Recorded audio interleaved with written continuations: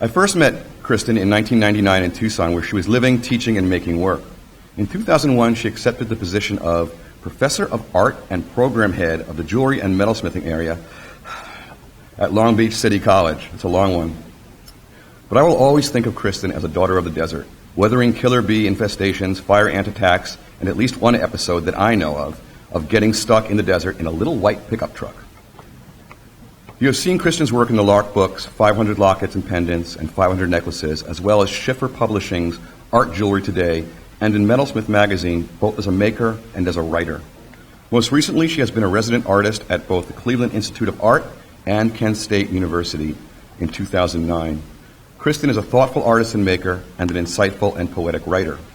I have seen the work of her students over the years, and it is a testament to Kristin's skill and commitment as a teacher. To see that work, it's really wonderful. So please, welcome Kristin Beeler.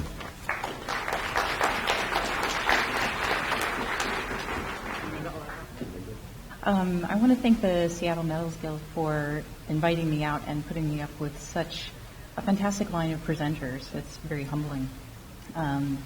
This is a wonderful thing, so thank you. To set up the context for my lecture, I want to take a little time to share with you a few bits of my personal history. I want to share with you some relevant earlier work and a very brief summary of the nature of beauty, the history of beauty. And finally, I'm going to pull together a number of threads of influence and ideas that show up in my work. Most of the photographs that I'm going to show you today are my own. Where they're not, I'll try to credit accordingly. While I don't think that knowing about my childhood is particularly important to understanding my work, I was able to identify a thing or two about my background that seemed relevant and possibly interesting. I grew up in the Blue Ridge Mountains of southwestern Virginia, which is a very beautiful and very remote place. The remoteness of the region meant that the closest neighbor was about a quarter of a mile away, and the closest other child was about 5 miles away. By the time I was in high school, riding the bus to school was about an hour and a half each way. Without other children or close siblings to play with, I had a lot of single-person games. The primary game in the fall was my favorite. It consisted of waiting for a strong wind to come through the trees and send thousands of red, orange, and yellow leaves spinning through the air. I would run around as fast as I could, trying to catch as many as possible before they hit the ground. If they hit the ground, they were off limits. And then I would take a handful of those leaves and I would sort them according to size and shape and cull them, keeping only the ones that were the most perfect. No blemishes, no lost parts, no tears. Then that handful of leaves would be reduced to only a very few. And then the wind would come up again and the process would repeat itself. And I would go on and on like this for hours. The house that I grew up in was full of books, and the books were full of leaves that I captured in this way. Kind of makes me sound like my only friends were leaves. But one of the greater influences of my adult life has been a long, ongoing relationship with Italy and Italian culture. I love it for being a cult of superstition and mortality, and for its love of the figure and the history of the study of the figure. It shows up in fresh ways on the streets all the time. In Naples is the Chapel of San Severo, which has these amazing liquidy marble sculptures. And 7 allegorical figures that stand around. And this dear girl is Prudence. The chapel also displays 2 early examples of what was thought to be an early form of plastination down in the basement. But analysis of the blood vessels indicated that they're constructed out of beeswax, iron wire, and silk. In the south, in Lecce, this is a papier-mâché figure that's in process. And I love Caravaggio's love of the flesh. And then there's a spectacular metalwork going back to the 3rd and 4th centuries BC. I believe that nostalgia is a valid and sometimes necessary way to view histories, whether global or personal. Nostalgia is a soft focus which can allow us to view the shape of history. How we bend that shape may depend on where we sit relative to that history. The way we interpret objects, their histories and context, typically says more about us than it does about the object. I believe that everything we understand about ourselves is through stories. Who we are, who our parents made us be, our culture, our language, how we see ourselves in relationship to others, all stories, internal novels written by the narrator that lives in our heads. Books, literature, poetry are an enormous part of the fabric of my life and how I understand and interpret the world. My internal novelist may work in imaginary collaboration with real writers to create stories that may be more interesting than mine alone would be. When I construct bodies of work, they're constructed like stories that I'm telling myself. Previous years, a long time ago, they were stories that I told through letters that I wrote to myself or others or nobody. Stamps and letters played directly into a desire to make work which spoke about an intimate connection. For me, there's nothing these days that is more intimate and generous than a letter sent through the mail.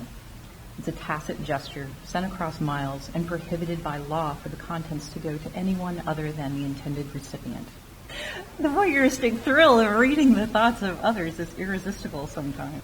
I spent a lot of time at this point in philatelic pursuits, always looking for the perfect stamp. And eventually what I found was the perfect letter, or actually 7 letters that were written between 1939 and 1941 from this young man, Jan Gabriel, who was a Czech chemist in Moravia at the beginning of World War II. He's writing to Francis Gruns, who is a young hairdresser in Greenville, Ohio. They've never met, and in this first letter, Jan introduces himself through a mutual acquaintance. In the year and a half that follow, Jan flirts, tells about his friends, his dreams, and his experiences as a young man in that time. The letters themselves are ordinary. The experiences are naive and banal. They talk about the same things that all young people talk about. But as I heard on NPR recently about letters coming from soldiers in Iraq, it is the ordinariness itself, with all of its vulnerability, that we can hardly bear. Indeed, it's mandatory that the language of the letters be ordinary and banal. Each of the letters prior to leaving the country was opened by German intelligence, proofread, then approved and sent on. Jan's letters bore no censorship, only the marks of investigation. From Jan's letters, we know that he's Catholic.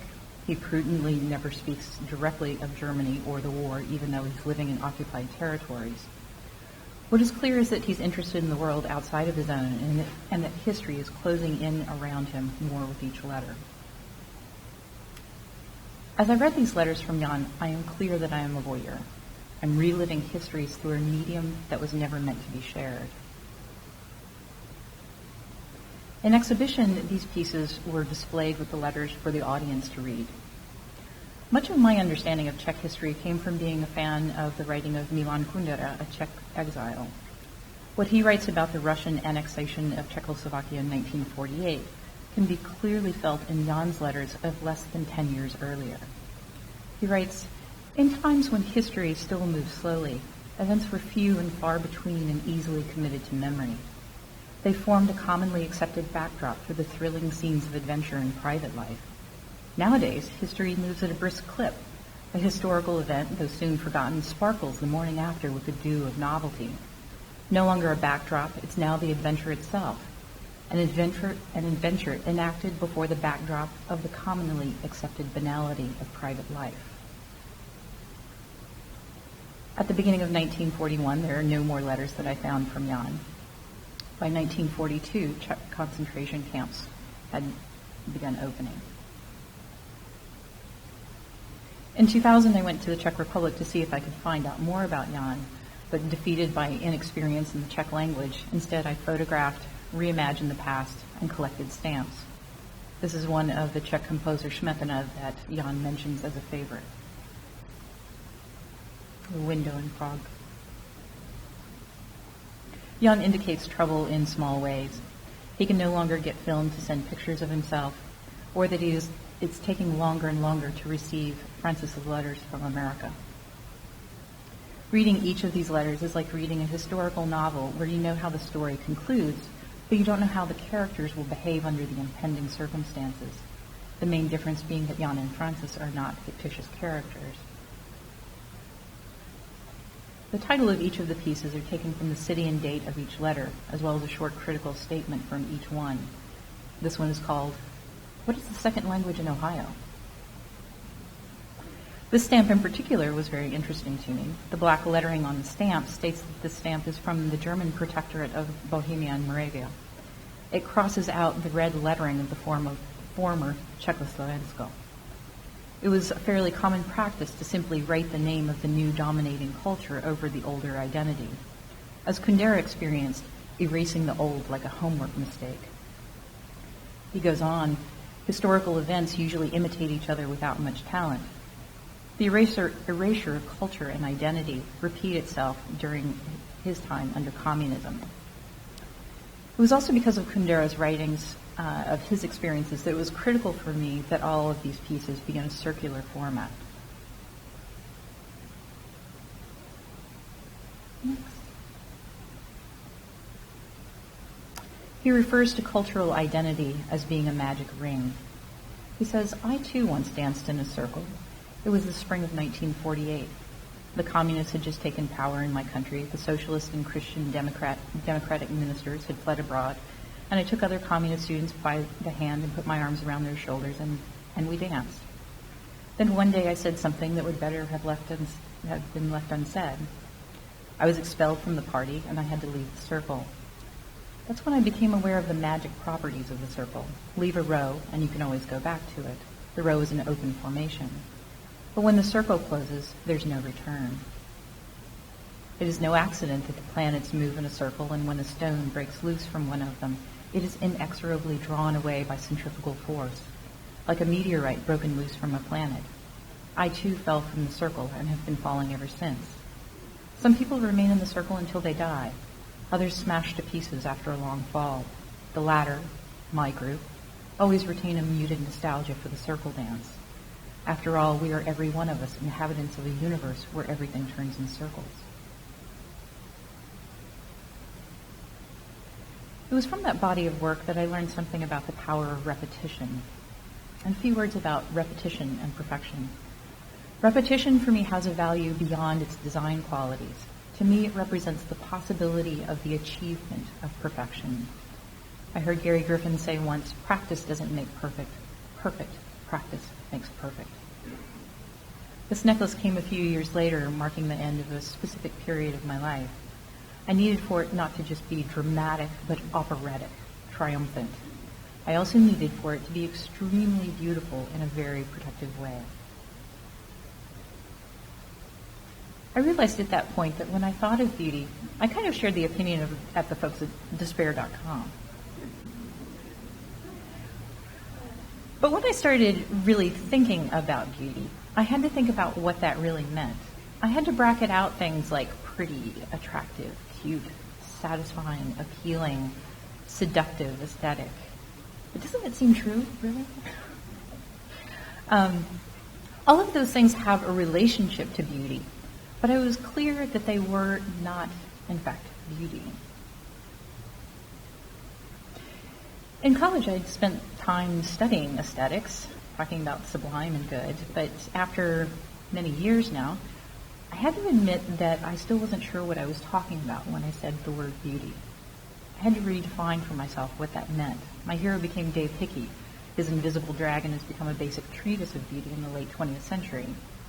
But my own answer started with my friend Lance from college. Lance was born and raised in Bean Station, Tennessee, and had just the right amount of southern honey in his voice. Reciting poetry would draw out this sort of lewd southern belle that lived not too deeply buried inside of him. Every few years after college, I would call Lance, always asking the same favor. Lance, this is Kristin. Say the poem for me again. And he would start. This is just to say by William Carlos Williams. I have eaten the plums that were in the icebox, and which you were probably saving for breakfast. Forgive me. They were so sweet and so cold. I would just get chills for most. I love channeling Lance to do that. Stendhal syndrome.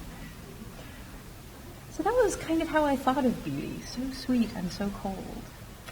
something that required humility in the taking, even if it were false. It wasn't just the voice or the poem, but also the interaction, a gift across distance. Connection was a part of the beauty, even if it were remote, or maybe because it was remote. I thought of it as alluring yet cool to the touch, a kind of armor, a locked garden. Beauty's inevitably tangled up with mythologies of protection, faith, and religion. In the mythologies of Christianity, the Hortus Conclusus is an enclosed garden, a representation of the Virgin in a walled garden. Mary in late medieval and Renaissance art was shown in or near a walled garden or yard. This was the representation of her closed off from sin, to remain untouched, and also of her being protected. Beauty was then for me the Hortus Conclusus, the locked garden, a kind of armor that either kept something unwanted out or maybe kept something desirable from escaping. While some of the answers to my questions about beauty were perfectly adequate, I felt that they came from a narrow field of vision.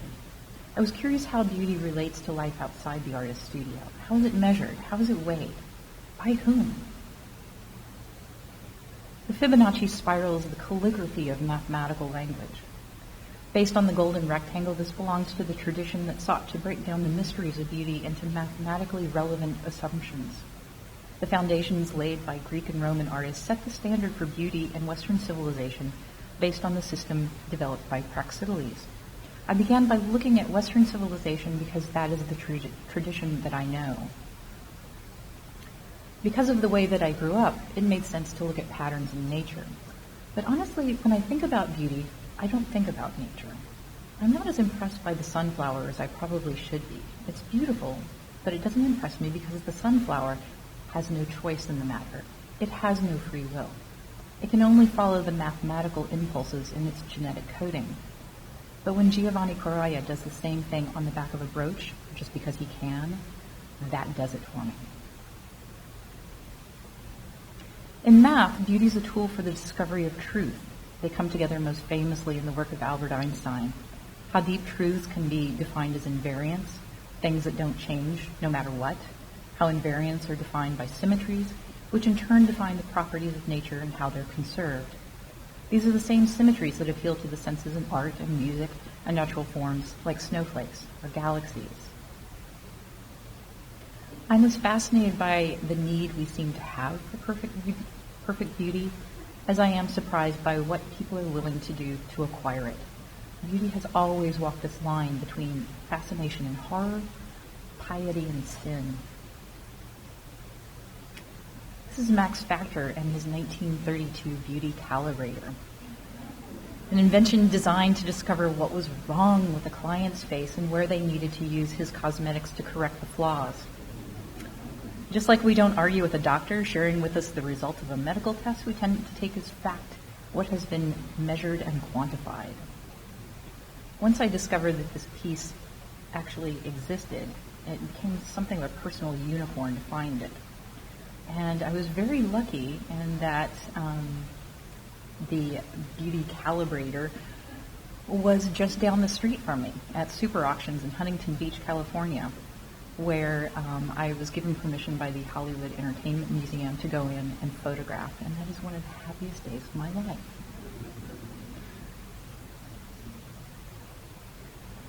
In regards to personal physical beauty, symmetries are one study of evolutionary biology. This is a newer area of combined anthropology and psychology dealing specifically with the cocktail of beauty and the brain. Nancy Etkoff, who is a researcher at Harvard Medical School, wrote Survival of the Prettiest, which argues persuasively that looking good has survival value, and that sensitivity to beauty is a biological adaptation governed by brain circuits shaped by natural selection.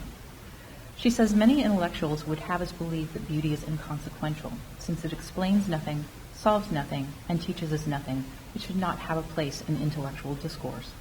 And we're supposed to breathe a collective sigh of relief. After all, the concept of beauty has become an embarrassment. But Etkoff suggests there's something wrong with this picture. Outside the realm of ideas, beauty rules. Nobody has stopped looking at it. No one has stopped enjoying the sight. We can say that beauty is dead, but all that does is widen the chasm between the real world and our understanding of it. Again, regarding human physical attractiveness, in the world of economics, the beauty premium is a factor that can be isolated and measured. In this equation, the beauty premium is weighed as a variable of discrimination in the market, in the labor market. They're looking at exactly how physical beauty cashes out. The result is that the beauty premium is worth about 5% on the labor market, with an average salary in 2005 that comes to about $8,100 a year.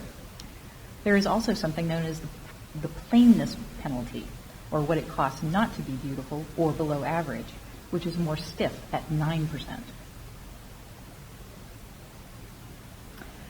The methods of other cultures for interpreting beauty are helpful to my thinking as well. For example, beauty in Arabic cultures is closely associated with community. If a thing does not serve a societal good, it actually loses value as beautiful. Wabi-sabi represents a comprehensive Japanese aesthetic centered on the acceptance of transience. The aesthetic sometimes is described as one of beauty that is imperfect, impermanent, and incomplete. Wabi-sabi is the most characteristic feature of what we think of as traditional Japanese beauty, and it occupies roughly the same position in the Japanese pantheon of aesthetic values as do the Greek ideals of beauty and perfection in the West. If an object or expression can bring about within us a sense of serene melancholy and spiritual longing, then that object could be said to be wabi-sabi. It nurtures all that is authentic by acknowledging three simple realities. Nothing lasts, nothing is finished, and nothing is perfect. From an engineering or design point of view, wabi may be interpreted as the imperfect quality of any object due to inevitable limitations in design and construction. Then sabi could be interpreted as the aspect mortality of any object, which shares an etymological connection with the word sabi, to rust. This is how wabi-sabi was used to design Wikipedia. One of the citations, I don't know if you guys can read that, one of the citations at the bottom that I liked the most was, wabi-sabi is about the minor and the hidden, the tentative and the ephemeral. Things so subtle and evanescent they are invisible to vulgar eyes. As artists, we tend to think of beauty as being our tool, and that we have some kind of proprietary right to its use and definition. But it is in fact consciously leveraged in many places in many other fields. It's the holy grail of artificial intelligence, where reproducing the mechanics of life is made easier when beauty is a primary component of the interface. As Don Norman declares, attractive things work better. Or as industrial designer Richard Seymour says, beauty is in the limbic system of the beholder. Historically, the social position of the artist could be seen as a community expert on beauty. However, we live in a time when the public audience has generally dismissed art's authority on the subject. In the 1950s, contemporary art deliberately abdicated any authority. In this piece of John Baldessari from 1967, he attempts to demythologize art by questioning the basic properties such as originality, authorship, beauty, quality. Valuing the artist's thought process above any aesthetic considerations, Baldessari hired a sign painter to render the lettering on his canvases as artlessly as possible. Baldessari's text paintings present beauty as a worn-out cliché. In the 1980s, art began the effort of reclamation. In Italy, Arte Povera had the effect of screening classical approaches to beauty through the sieve of contemporary life. This is actually Michelangelo Pistolero's Venere dello Straccio, Venus of the Rags, from 1967, at the beginnings of Arte Povera. The term poor art, Arte Povera, referred to the humble, often ephemeral materials employed and the anti-institutional quality that often pervaded the work. It had the effect of being self-conscious and self-referential. They explored the context of art making itself, the space of the gallery, as well as the world beyond the gallery, reflecting on the relationship between art and life. But even now, the relationship between the artist and his role in society remains undefined and often suspect. The situation seems to persist in a time when art education is considered of only marginal importance. At best, authority for beauty has been granted into the realms of industrial design, landscape architecture, cosmetic dentistry, plastic surgery, and the other vanity industries in order to fill the blank space where art has no meaning. This and the previous piece are Giulio Caldini. According to Yale Ernst and the International Yearbook of Aesthetics, in our times we need to ground aesthetics in an ethical reason for being. It becomes even greater due to the polarization of the world, where some can enjoy both natural and artistic beauty and readily relate to the aesthetic experience, while for a large majority this is the ultimate luxury, or even rarely possible. The capitalist market has used aestheticization as a medium to consumption rather than to spiritual revelation. The image regarding new media on war, terrorism, poverty has become a falsification and mesmerizing tool rather than one of knowledge and self-questioning, resulting in its being questioned. What I suggest then is that beauty is subject to a kind of psychological or cultural parallax. The phenomenon of beauty is a consistent, a fixed point, but the experience is changed relative to the perspective of the viewer. Evidence suggests that the phenomenon that we call beauty is hardwired into us. Truisms like beauty is in the eye of the beholder are not really very meaningful. Inevitably, we all seek and process beauty, and eventually it incurs the same physiological reaction, possibly fulfilling the same function. What I find meaningful is the nearly universal sense of balance or equilibrium that is associated with beauty. At this point, beauty occurs more as a need for homeostasis in a complex system, a real biological need, an evolutionary drive that must be fulfilled. Extreme human physical beauty is in fact an extreme anomalous event. It is a monstrosity. In the media, beauty is used to submerge the truth rather than to reveal it. So why do we need it? Alain de Botton, a French writer living in England, writes, "We call a thing beautiful when it contains in a concentrated form those qualities which we personally or as a society lack. We respect a style that can move us away from what we fear and towards what we crave, a style that carries the correct dosage of our missing virtues. That we need art in the first place is a sign that we stand in almost permanent danger of imbalance, of failing to regulate our extremes, of losing our grip on the golden mean between life's great opposites, boredom and excitement, reason and imagination, simplicity and complexity, safety and danger, austerity and luxury.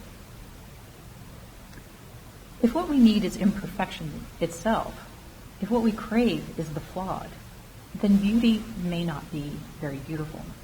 It may be monstrous. We end up digging beauty out of our own mortality." The following images come from the catalog of the Mutter Museum in Philadelphia. The museum's collections include over 20,000 objects, including fluid-preserved anatomical and pathological specimens, medical instruments, and models. The catalog of the Mutter Museum employed professional photographers with the mission that they are to stretch the boundaries to find beauty not in its conventional form, but in its opposite, the deformed, the broken, the disfigured body of those who suffered physical abnormality, trauma, or destructive disease. To capture the terrifying beauty as well in the spirits of those who endured nature's challenges to human life and to medical understanding.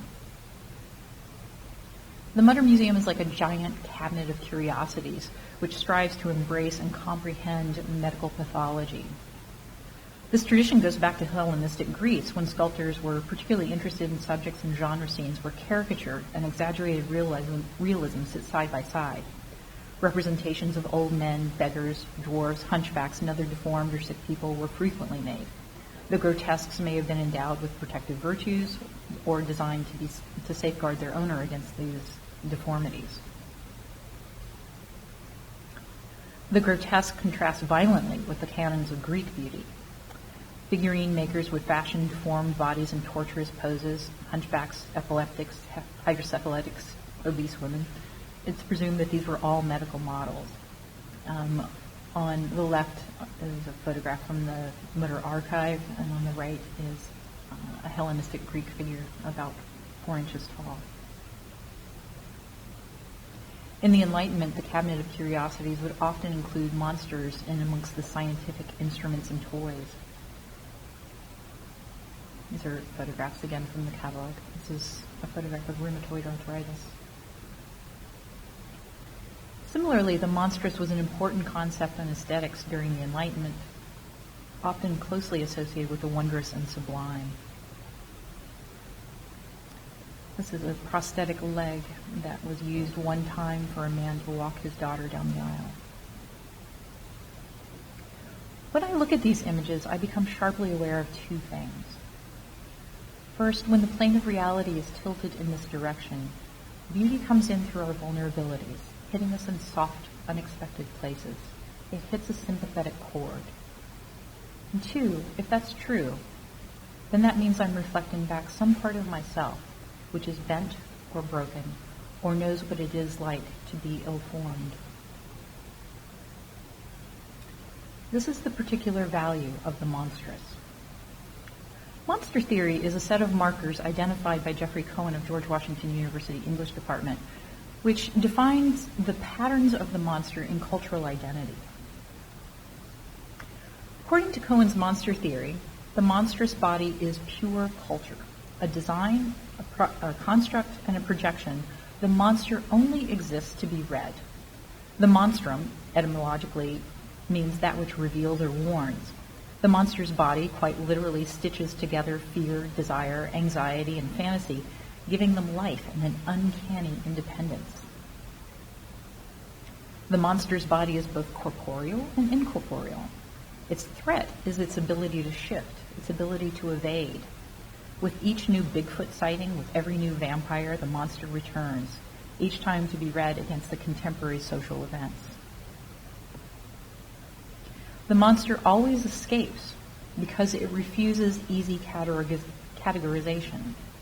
The monster appears at times of crisis as a kind of third term that problematizes the clash of extremes. The precise laws of nature are violated in the freakish compilation of the monster's body. Always a mixed category, the monster resists any classification built on hierarchy or binary opposition, demanding instead a system allowing a mixed response. The monster is difference made flesh, its function as the dialectical other. Any kind of otherness can be constructed through the monstrous body, but for the most part, monstrous difference tends to be cultural, political, racial, economic, or sexual. In medieval French song tradition, they celebrated the Crusades by transforming Muslims into demonic caricatures whose menacing lack of humanity was readable from their bestial attributes. From its position on the limits of knowing, the monster stands as a warning against the exploration of uncertain domain. This monster prevents mobility, whether intellectual, geographical, or sexual, delimiting social spaces. To step outside this official geography is to risk attack by some monstrous border patrol, or worse, to become monstrous oneself. The monster is continually linked to forbidden practices. The monster also attracts. The linking of monstrosity with the forbidden makes the monster all the more appealing as a temporary release from constraint. We envy and loathe the monster at the same time. Escapist delight gives over to horror only when the monster threatens to deconstruct the thin walls of category and culture.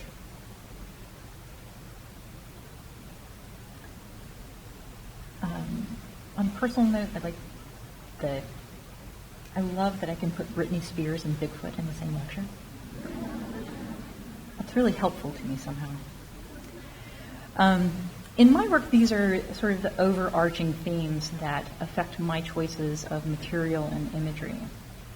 And if you're curious about some of the research, I've actually started compiling it. There is a tremendous amount of reading and input has come in from all sorts of places, and so I started to compile it into a blog called Skin Deep Laboratory. And you're welcome to, this is sort of the soft opening of it. In my own visual language, I use pearls for their complex symbolic load. It's easy to overlook them because they're just so pretty. The pearl has been a symbol of unblemished perfection, purity, and chastity. The difficulties of locating and harvesting the natural pearl give rise to another level of symbolism. The pearl represents the hard-won goal of spiritual struggle. For example, Christ compares the kingdom of God to a pearl. This is a fabulous image from Karen Sinizer at Bluebird Gemstones. Never far from their association with the flesh. The marine shell, because of its appearance, is associated with the female anatomy, and the pearl is believed to be both the product and the emblem of the feminine generative power. The pearl also symbolizes both the life that is created and the force that creates life. I love this piece of Sebastian Pruner for its incredible ambiguity. Art history is full of the leveraging of pearls as markers of purity. In this case, Piero di Cosimo, Mary Magdalene, wears them as a halo-type ornament as she's comfortable with her conversion to piety. In contrast, Caravaggio's portrait of the penitent Magdalene, the meaning of the jewelry is in its not being worn. Its disassociation from the body makes its context incredibly different than if it were draped on the figure. The symbology of spilled pearls refers to the Magdalene's lost virtues. Reduced to wearing only humble cotton threads at her wrists, she sits afflicted, used. But by throwing away her jewels, she gets a shot at redemption. In this case, there's a relationship to Nathaniel Hawthorne's Scarlet Letter, the daughter Pearl, the symbol of Hester's transgressions. Pearl's life and behavior directly reflects the unacceptable and abnormal nature of Hester's adulterous sin.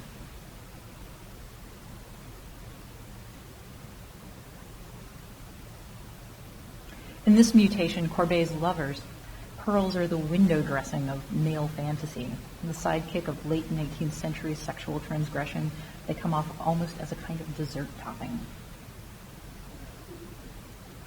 Mannerist paintings of the Fontainebleau school are very idiosyncratic. The direct quality of the gaze is quirky but cool, and pearls the accompaniment to feminine self-possession. The sexual associations of pearls are so embedded in our understanding of them that to recontextualize them becomes a direct challenge to the viewer. Find this beautiful if you dare. This is Lauren Coleman's work. At the same time that I'm looking at pearls, I'm also looking at refuse, particularly the flotsam and jetsam of life that gets tossed away without thought, notes, scribbles, and citations that once again weren't meant to be seen by me, things written in what William Butler Yeats calls the rag and bone shop of the heart.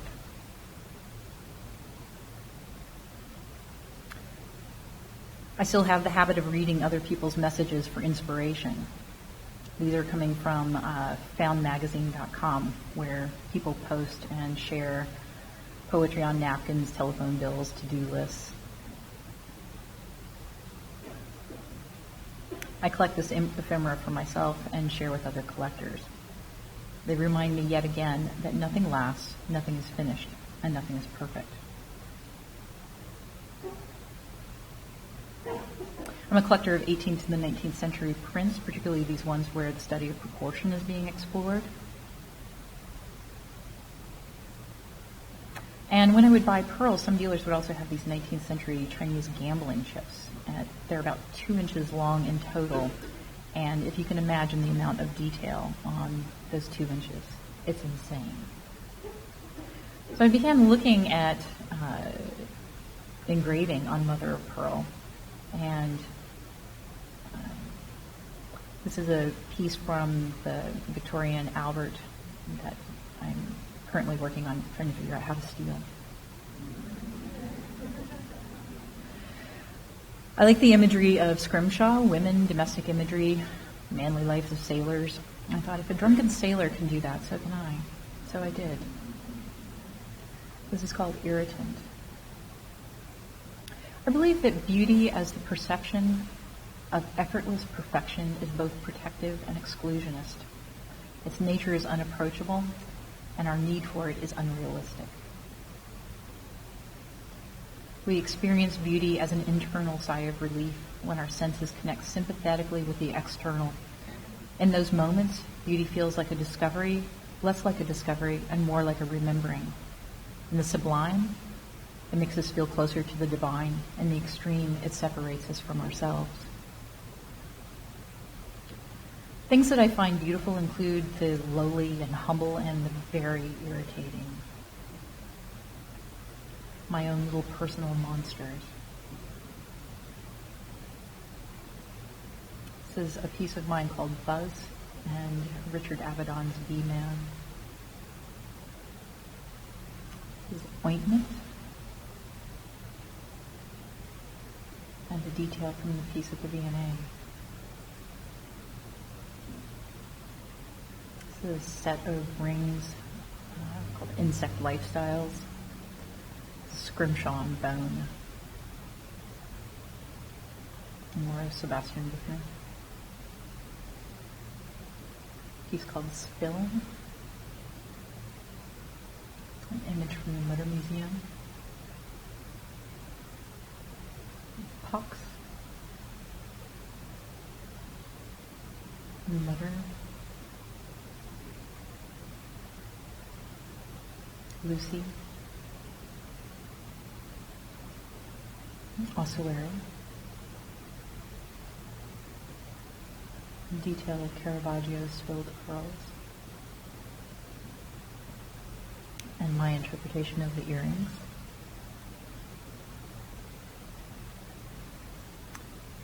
This is Gabrielle Destray and her unusual relationship with her sister. And Pluck. Touch. David Hickey writes, "Beauty is the agency that causes visual pleasure in the eye of the beholder, by showing us something of which we may not approve in a way that we cannot resist." And Caravaggio's Fortune Teller.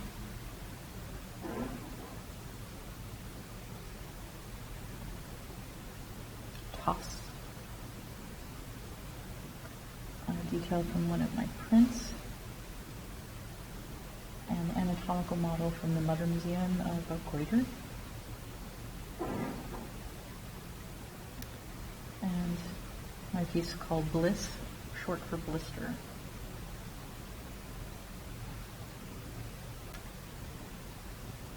These pieces lived in an exhibition at Velvet Da Vinci Gallery in San Francisco, and during the opening, I tried to put as many of the pieces as I could on models that walked around, and they had these temporary tattoos on that they wore with them that were lines of a love letter, an Italian love letter written in the early 1900s. So it was a combination of their bodies and the jewelry. This is Poke.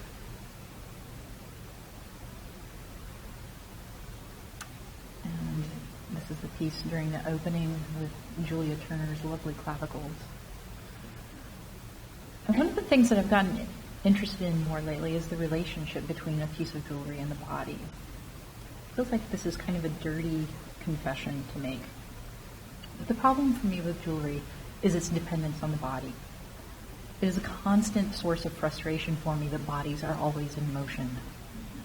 It creates for me an interest in the image of the jewelry more than, or at least as much as, the jewelry itself.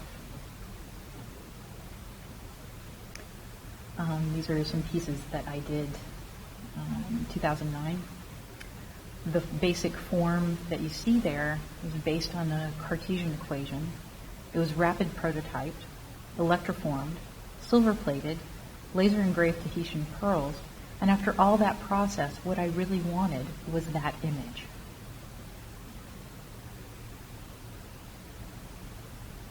For me, the object carries the meaning, but the image of the object carries the narrative. So I'm at this transitional point with what I do.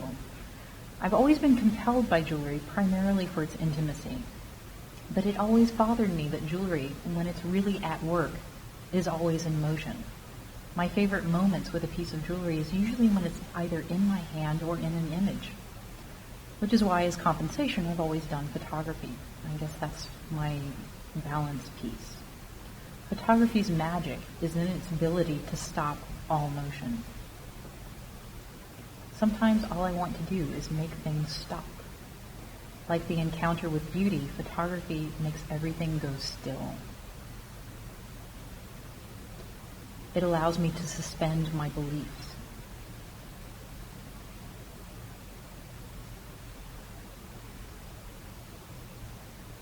It lets me make impossible choices. It lets me into locked rooms and helps me make sense of the mess.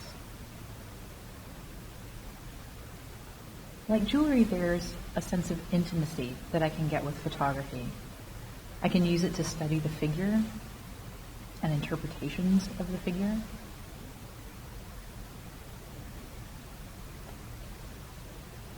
These are pieces from wax models, anatomical models from La Specola in Florence.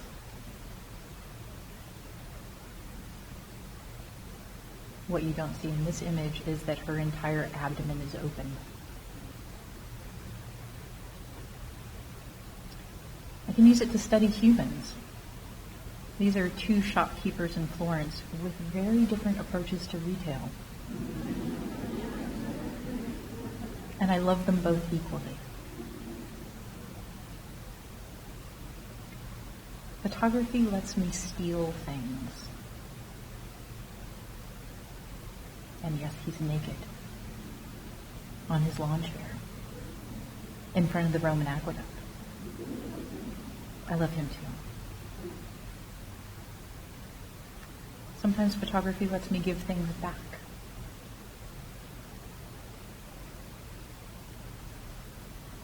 I can use it to study interaction. The little dog that was there was totally the doorman.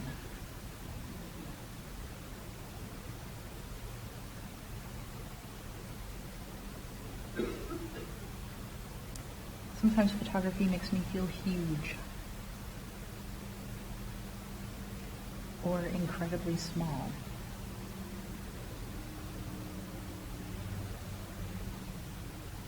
It lets me categorize everything in my world.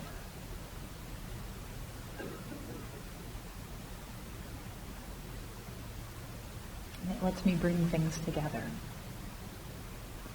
This is a brother and sister who live about 8,000 miles apart and haven't seen each other in 25 years.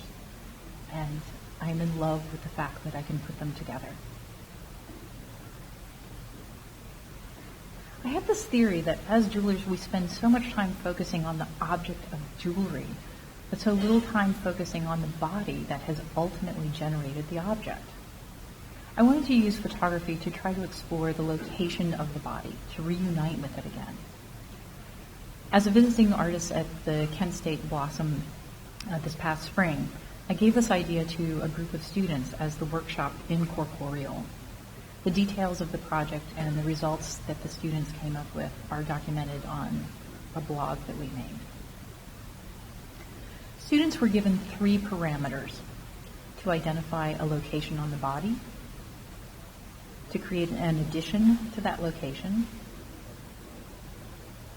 and then to create a moment with the location and the addition that would be captured in a photograph.